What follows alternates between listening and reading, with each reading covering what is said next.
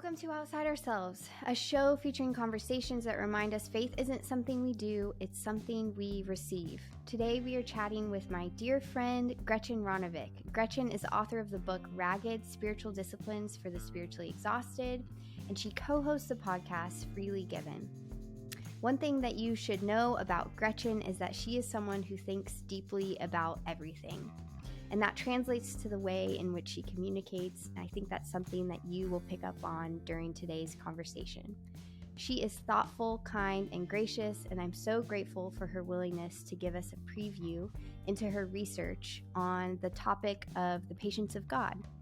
In our conversation, Gretchen talks about how she has found patience to be a steadfast descriptor for God throughout Scripture, and therefore a quality which underlines the consistency of his gracious attitude towards us in the tension of our lives as sinners and saints.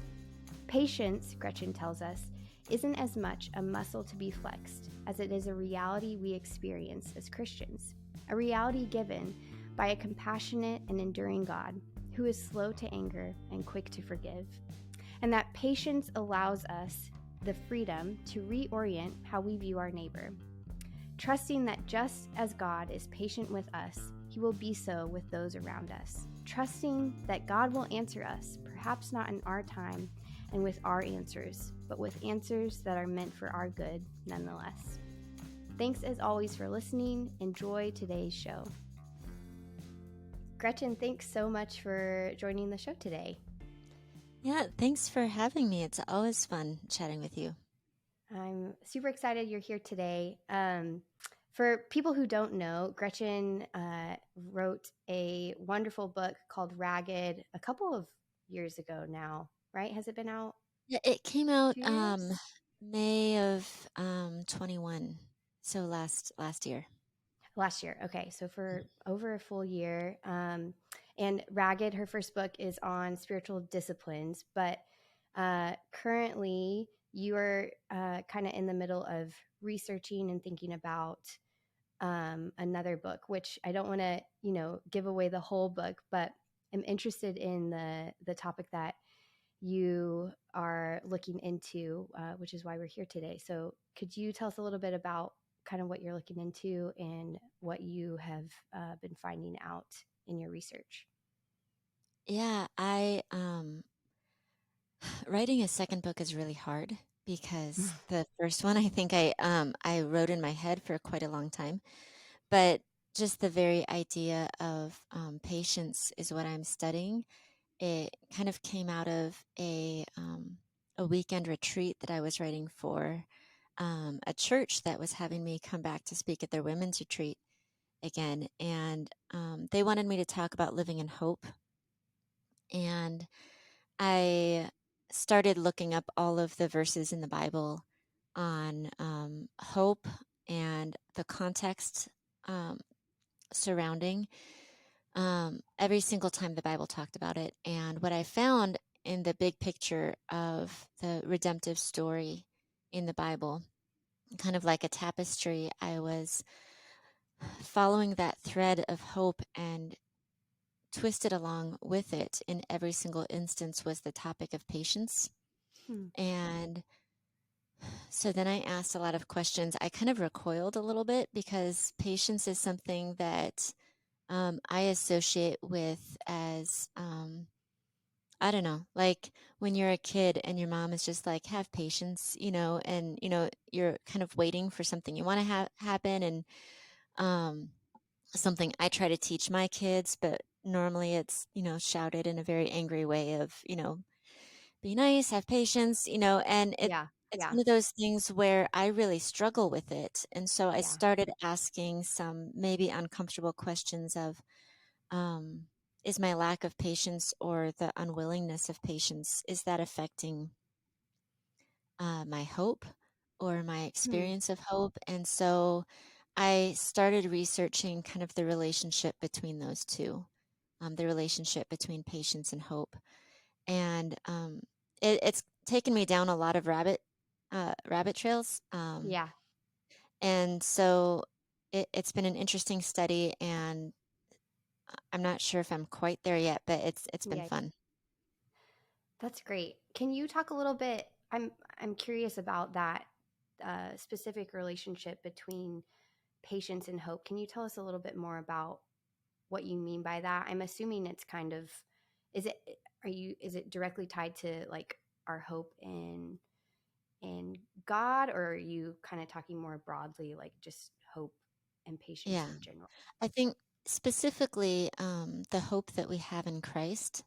Mm, And what was interesting was studying the biblical concept of patience. Sometimes the word patience isn't always used, sometimes it's endurance. And so I've been trying to properly define how the Bible talks about patience. And one of the things that in the New Testament, patience is properly translated as long suffering. okay. And that comes from, in the Latin, is long suffering, is patience. And that's actually related to um, the patience of, or the passion of Christ. It's where we get the word passion, which is the suffering of Christ. And that's where we get the word compassion, is to suffer with. Yeah. And so Yeah. I started seeing the tie-in together of patience and passion and compassion.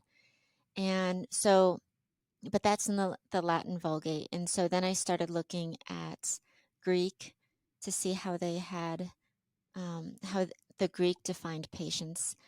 Um, and I won't try to pronounce that word, but it basically means endurance or perseverance, to persevere, which also has that suffering element to kind of push through.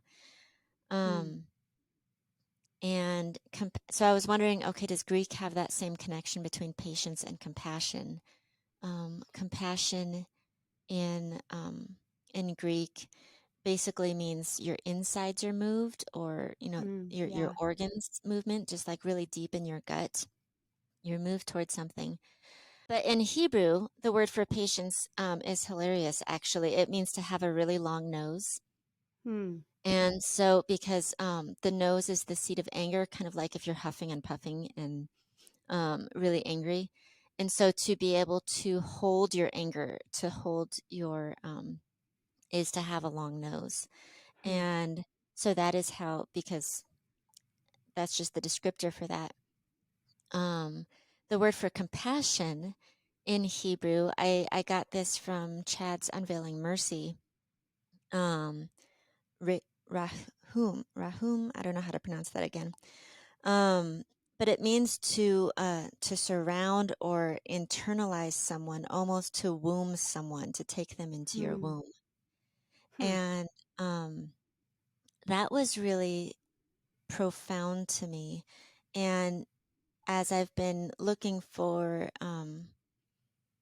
this idea of the willingness to suffer and the willing to take someone in, um, or to suffer with someone, all of it has been pointing me back to the theology of the cross Hmm. and what that means. It's um, learning to articulate that has been difficult. There's a story that I'm starting to share, though it's a little awkward one because I don't want to. I don't know. It's one of those stories that can be taken all sorts of different ways. But when I was giving birth to my fourth child, this was my first planned natural birth because I um, I had had complications in previous births with pain medication, and so I was planning on this one of not doing that. And so I had planned all these relaxation techniques, and I was praying my way through a contraction. I was just kind of counting up as it was getting more painful, and then counting my way back down. And a really hard contraction hit. And as I was praying, I remember really going to the Lord and questioning, because there was a passage that came into my mind of He knows all of our struggles and He knows all of our pain. And so I was really asking the Lord in prayer, do you know this kind of pain? Like, am Hmm. I alone in this kind of pain, or is this something that you don't understand? Yeah. Because this is awful and I Yeah. hate this. Yeah. And I'm not one to glamorize birth. So Yeah. um I it was really awful. And a picture came into my mind during that prayer, just kind of visualizing Jesus on the cross and the suffering that he had done and the passion that he did. And it was almost like I understood, he understands the pain of birth, connecting it in with Nicodemus asking Jesus, "How can I be born again? Hmm. Can I crawl into my mother's womb again? Like, is that how it's going to be happening?" And to understand to be born of the Spirit, um, really understanding, which is actually a very medieval idea of, um, and to be. I don't want this to be taken out of context in any way, as though I'm feminizing God, but the cross being a picture of our second birth and Yeah. the suffering that Which had is, to happen yeah, for which is us. clearly an image throughout scripture. I don't think Yeah. No, that's that's not a huge very much stretch. there. Yeah. So, Life, new um, life, creation, recreation, that happens all yeah. the time. So, But to understand the new life that comes through suffering, and yeah. And specifically um Christ suffering for us, right? yeah, specifically Christ suffering for us. I know for me personally, there's that joke that if you want to have more patience, you know how God is going to give it to you. And the more I study this, the more I take issue with that statement, as though patience is a muscle that we are exercising. I Hmm. am finding this is more patience is the Spirit of Christ that is given to us. It is Hmm. something that has come from outside of us. But I think a lot of us are afraid of asking these questions because we're afraid we're just inviting calamity on our lives. We're inviting God to test us and make our life miserable. And so let's just avoid this question. And so I'm wanting to bring grace and clarity to and really by means of, instead of looking at the suffering around us, by looking at the suffering of Christ Yeah. and fixing our Yeah. And eyes on even Jesus. maybe Yeah. even instead of looking at our own suffering solely, right? Like looking at uh, if everything is flowing from Christ, then that's obviously where we need to begin. That's interesting what you said about patience being more of like a gift than a muscle that we're trying to stretch. I see that to me kind of put together some puzzle pieces when you're talking about the connection between hope, because if um, in faith we have hope for what is to come, then we also are going to be gifted with patience for that to become a reality. Is that a good way Yeah. of kind of viewing it? That, that's a really good way of looking at it. There's always the fear as a writer that people will take your words out of context and use them um, to either harm themselves or others. Yeah. And like the first place I go is like, well, what if there's a woman stuck in an abusive marriage, and she's like, well, if I just endure the suffering long enough, that's going to fix my situation. Or if I just endure Yeah. this, and I there's so many micro judgment calls in the Christian life that I think we're wanting a tidy answer for. And Yeah. I don't want to make any attempt to make those judgment calls for people. What I do want to do is to fix our eyes on Jesus so that we can see patience as something from Him instead of something that we Yeah. have to figure out. Yeah. That's I'm kind of looking into forgiveness a little bit more right now, and I feel like it's very similar Yeah, in the sense that God's forgiveness is always God's. He's always the one that's going to gift it to us, and in that way we are then able to gift it to others. But when we receive forgiveness from God, it's always perfect, right? He's always able to forgive us perfectly, and probably similarly, he's always able to be long suffering and compassionate to us perfectly.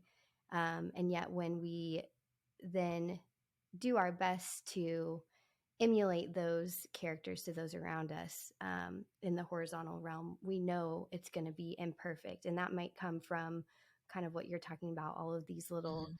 judgments in different situations.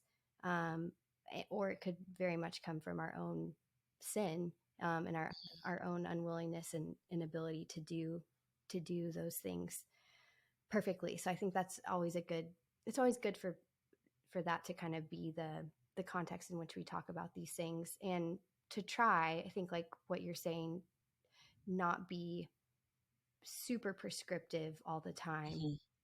And Yeah. if you're going to be patient, then you have to do X, Y, and Z to every single person, because that's not probably the most helpful way to talk Yeah. about it. I don't know. And enduring or being long suffering doesn't always look like we think it will look like. Sometimes it Yeah. means standing up to someone who you've been too timid to stand up to because you haven't wanted to suffer for it, or you Hmm. haven't wanted to. I mean, there's various ways to look at that, but um,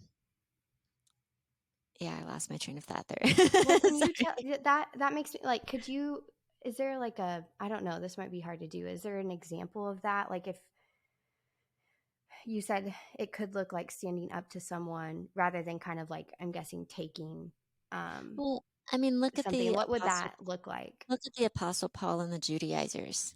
I mean, he Hmm. could have said, I'm going to be super patient with you guys and all that you're doing. And it could, you probably don't know better and it'll be great. But instead, he was just like, okay, what you're doing is actually wrong.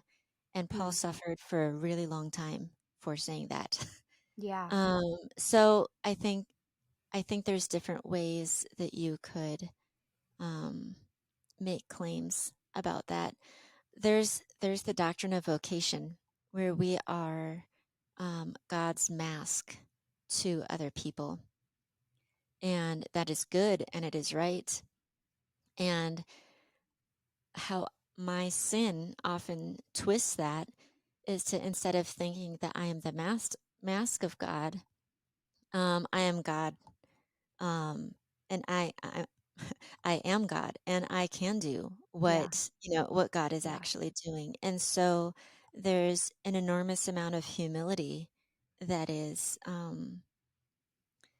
I don't want to say required, but maybe the goal of this is a proper understanding of our role and our place in this. Hmm. So Yeah. Yeah. Knowing that we are not master and creator, we're creature, plays a yeah, plays a part in the way we see it, and the way we see God, and then our relationship with others. Um, hmm yeah, I I was thinking what you said, the example you gave about Paul. It's almost like the patience that he showed, um, wasn't necessarily in speaking out, but in waiting for those who he spoke out against to come to repentance. yeah, So it's not necessarily that he wasn't being patient, but the placement of patience was maybe different than we would expect it to be. I don't yeah. know. And I mean, Paul wasn't going out stoning the Judaizers for not getting their Yeah. doctrine correct.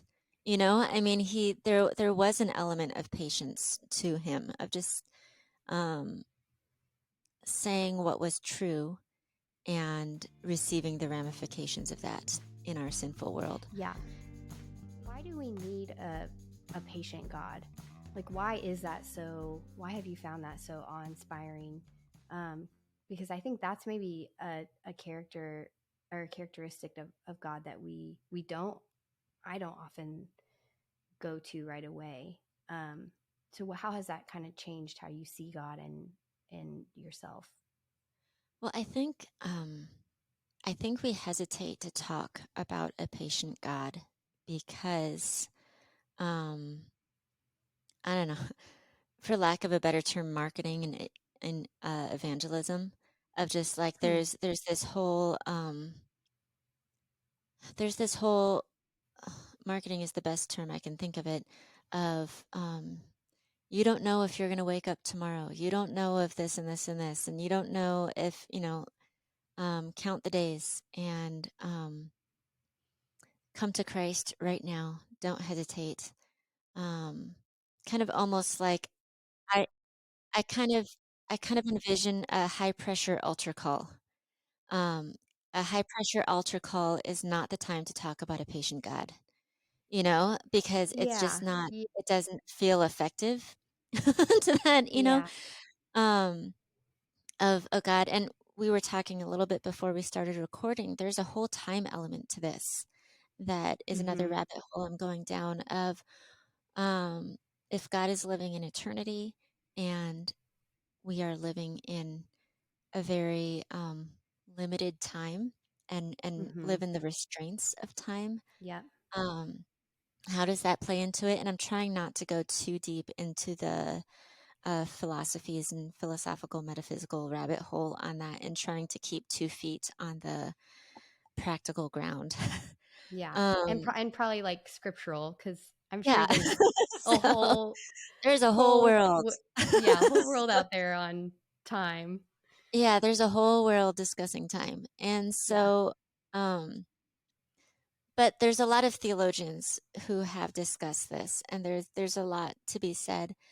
Um, so I think we hesitate because a lot of us, when we are trying to work with others or minister to others, or even raise your kids, or deal in marriage, or just like everyday relationships, um, we have an immediacy on our mind, Mm-hmm. and high pressure feels more effective. And so to talk about the patient God feels like the most ineffective theology to bring to people Yeah. because they're like, well, then they're not going Yeah. to want to like do anything. They're not going to want to Um, change. they're not going to want to change if they don't know. But it just like it's so closely related to the idea that if we talk about God's grace too much, people won't get their act together. Likewise, talking about the patience of God um, is basically talking about the grace of God um, over a span of time. So then we're talking about the Hmm. faithfulness of God over a span of time. We're stretching it out, and I'm like, I'm going to write this down after as I'm Yeah, talking it please out. do. But it's stretching it out of the consistency of God's grace, the Yeah. consistency of the theology of the cross in our life, and that um, how that affects us in an everyday kind of way. So, um, yeah, I don't think it's something we talk about, though I don't think that most Christians would deny the patience of God. It doesn't always sound like the most um, usable attribute to Yeah. beat people with, if that makes Yeah, sense. that's I So, mean, if you're trying to, definitely not the most, in our minds, effective um attribute, kind of like what you everything you just said. But I think for those who have um for people who are in a place where they feel burdened by guilt, um and burdened by the sin of their own lives, I could see it as an incredibly, I don't know if effective is the right word, but helpful, and maybe even, like you said, awe-inspiring thing to bring up. um, this last summer has been just a strange season for me. I have it was a season marked by multiple enormous life milestones. My Hmm. oldest child moved out of the house. We Hmm. celebrated our 20-year anniversary. There were doors that had closed and new doors that are opening. So I mean, I don't know if it's just the age I'm at, but there have been a lot of what feel like seismic shifts. Okay. in the midst of that, I deal with chronic pain, which I was talking about a little bit this week, Yeah. and I was Yeah. thinking about, and so I've been struggling with some of the shifts and feeling a lot of guilt for my struggle, even though Hmm. a lot of them are good and happy. It's just like, what's the matter with me? And What's the matter? Like guilt that things are changing and won't be the same, or well, maybe guilt that I'm not feeling enough joy all the time, or guilt okay. that I'm grieving. Um, Hmm. just Yeah. the end of a stage. Yeah. I think we, as happy Americans, we feel guilt for grief even, and Yeah. because we're supposed to be joyful all the time. Mm-hmm. And yeah, the last week and a half, um, I've had a my chronic pain huge flare up. I've had migraines, and I couldn't lift my right arm for about 3 days, and um, so my I have been again feeling immense guilt because that has been hard on my family, and my house is Yeah. falling apart. And so I turned a corner about a day and a half ago, and so now I'm kind of in recovery mode from that acceleration. Now it's kind of in recovery, and just the other night, my husband just had his arms around me as I was just laying my head on him, as I was just so tired, and I'm just like, I am so sorry that all of you have to deal with my junk that I am just like, and the patience that he had of just kind of like, you take your time getting better because we're going to do this and we're going to do this the right way. And I feel guilt when I am not immediately better. And I think we do that a lot with God, of just like, God Yeah. must be so disappointed in me Yeah. because I'm not perfect now. Like, I believe in Yeah. him, but I'm not perfect yet. Yeah. And we can be in the recovery mode for anything. And Or the even ability like to have, the even the backsliding mode, yeah, like the I'm okay, I'm starting from zero again. mhm, Yeah, we don't think that he has patience for that, and the reality is that he not only has patience and forgiveness for that, he's given us his righteousness so that yeah, it's not our job to go from 0 to 100 because he already sees us as perfectly righteous. Sorry that I yeah. He's not worried if his righteousness is enough. Like, that's not something that he's concerned about, if his righteousness given to us isn't perfect enough. And so it reminded me, as my husband was comforting me, um, that to have a patient God who says, I know you're struggling, and my love is still here. That actually gives you the courage and the hope to start a new day. And it gives you um, that consistency, that mm, sunrise, that that life where there shouldn't be any. That's the patience of God.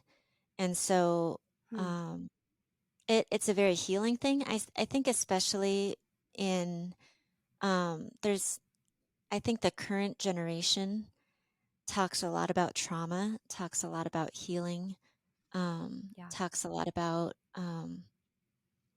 and I think this is a message that will resonate, um, not stop people from getting better, but assure them that God is not put off by their trauma. God is hmm, not put off by what they're struggling with. God is patient, and He knows, and He is enough.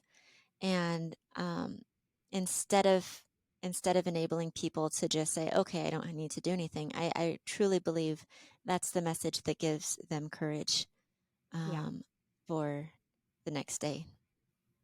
yeah, yeah. Courage and I think allows us to, we've talked about this before, but to be rooted in reality of what sin is and what uh, the gospel is, rather than having to try to avoid or minimize um, sin in our lives. Because if we Mhm. know God is patient with us, then we can say, this is not right. Like, this is not Mhm. how things should be. Whether that's, a personal error, or like you mentioned, some trauma that you've experienced, you're able to. I think Luther is the one that says, "Call a thing what it is."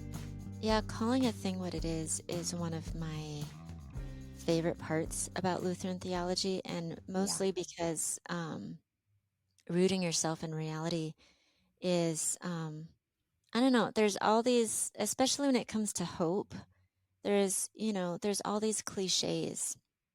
And I think the idea of hoping in yourself or hoping in your yeah, own effort, I think we all know that's not true. Um, yeah. and um, the affirmations that you see, like on I don't know. I kind of joke about like the affirmations when I used to be in like MLMs or like on Instagram, or like the whole idea Yeah, of just like you keep telling yourself something until you believe it. And I yeah. think there's a lot of things in the Christian life that we're just like, okay, if you just believe that you have God's spirit in you, and you believe that you are good enough, and you believe that you are capable of stuff. And so I think we're so busy trying to convince ourselves when um, Lutheran theology is like, okay, let's be real. We really don't know what we're Mm-hmm. doing, and we're really horrible at Mm-hmm. this. And so let's place our hope in the right place. Yeah. And it's such like this huge relief. It's like, oh my goodness, someone's being honest about Yes. all of this. It's this huge relief that we're dealing with reality. We're not dealing Mm-hmm. with um, some Fairy tale. ideal, Yeah. yeah, some ideal that we're never going to achieve on our Yeah. own. Yeah. I think another thing I see people like an example of false hope is kind of like, if you kind of what you're saying, like if you say enough of these mantras, or this mantra, whatever that might be, you're kind of able to will good into your life, Hmm. whether that's like prosperity, because I think there's that branch of Christianity, or maybe even like sanctification, like if you just Hmm. think hard enough about this, or um, you study your Bible and you do enough quiet times, like you're gonna will it into existence. And those are Hmm. both uh that's not the hope we're talking about. Like the hope Yeah. that we're speaking about is the hope that one day we're going to be reunited with our God, that we're going to be um resurrected just as Christ was, and that um he's going to wipe away every tear. um, I think that's important, because we so often think um, that all we have to hope for, or what we should be hoping for, are these things that actually are going to not last, and not be eternal. And that's really not what the Bible's talking about. Yeah. I think this last week in my prayer life, I have, I think I appreciate a God who is honest. And I think he, in Yeah. his word, tells us a lot of things we don't want to hear because we would rather believe other things. Mm-hmm. One thing I've been currently wrestling through, which again has to do with my pain, um, is I really want to hope in a I want to hope that in this life, Mm. um, or next week or the week after, can I place my hope in the fact that this is soon over? Yeah. And Yeah. when and I want to be able to set the terms of my hope, and I want to um and I'm assessing, okay, eternal hope I know logically has more value, but temporal hope is really kind of, if I'm honest, that's what I want right now. Yeah. You And know? And so, yeah. like, wrestling with God with that and Yeah. saying, um, "Okay, I know you're telling the truth, but can I say for a moment that I hate the truth?" Yeah. And I'm gonna, and really confessing that to him Mhm. and letting him work in my heart that way. I found that in my prayer life when I am, um, brutally honest with God, he deals in truth. And he works Hmm. on my heart when I am praying in truth. Um, it's when I'm just pretending and trying to impress him that I Hmm. tend to not as quickly get the help that I need because And that's I'm not just necessarily because of him. It's because of, no, it's me. whatever. Yeah, Yeah, it's you. it's Yeah, or it's us. me avoiding the issue, and Yeah. yeah, Yeah. I think, and I don't think it's bad to have temporal hope. no, Like, no, um I and I don't think that that's what you're saying, but yeah, I think that's yeah, like it's important to know, like, if you're in chronic pain, if you have um a strained relationship, whatever it is, like, yeah, hope for those things to be fixed and pray in hope that they will be yeah, fixed. um but knowing that that's not the hope in which uh our faith is yeah, founded. That's not the hope that, like you said, lets us get up every morning to a new sunrise. yeah. Well, Yeah. I think if we're all honest, we want God to guarantee for us a happy life. Like we're always in this Yeah. constant negotiation. Yeah. Um, God, can you guarantee this for me? Can you guarantee this? And yeah, I'm still very much in the process of wrestling with God over this. But what's exciting is I get to wrestle with God about this. Like God Yeah. has brought me to a place in my Christian life where um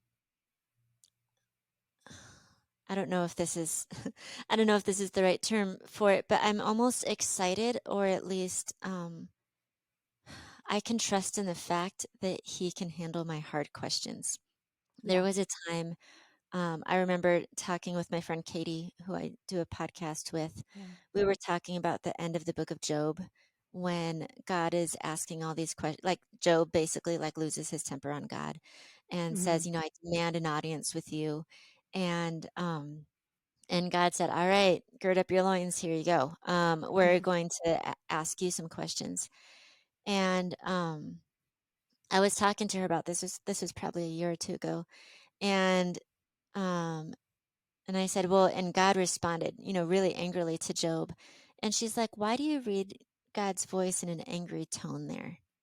She Hmm. said, have you thought about the fact that the tone might be something that you're putting on the text, Hmm. and not something um, that he understands. And as it has been pointed out too, at the end of it, God said that Job did what was right. He asked the hard questions of God. He did what was right. And so in that sense, this wrestling that I'm in the middle of, um, there's hope in it because I know that God will answer me. I don't know what the Yeah. answer will be, but I know He will. I know that He is going to redeem what I'm going through, and I know Hmm. that He is going to answer me in a way that benefits me the most. And and those are truths that I can hang on to and embolden me in prayer. Yeah. Whereas before I would shy away, knowing that God is patient Yeah. helps me Yeah. to lean in instead of Yeah. shy away. I hear you saying the patience of God and understanding and knowing that God is patient with us not only changes how we go to Him, but also how we treat our neighbor, right? I mean, we've kind of gone over that. Um, have you found yourself thinking specifically about that second part quite a bit as you've been researching and studying? And is there anything that's kind of stood out to you on in that aspect, as far as how we're patient with those around us? Yeah, I have the advantage right now of having experienced mothering the entire childhood, first 18 years now.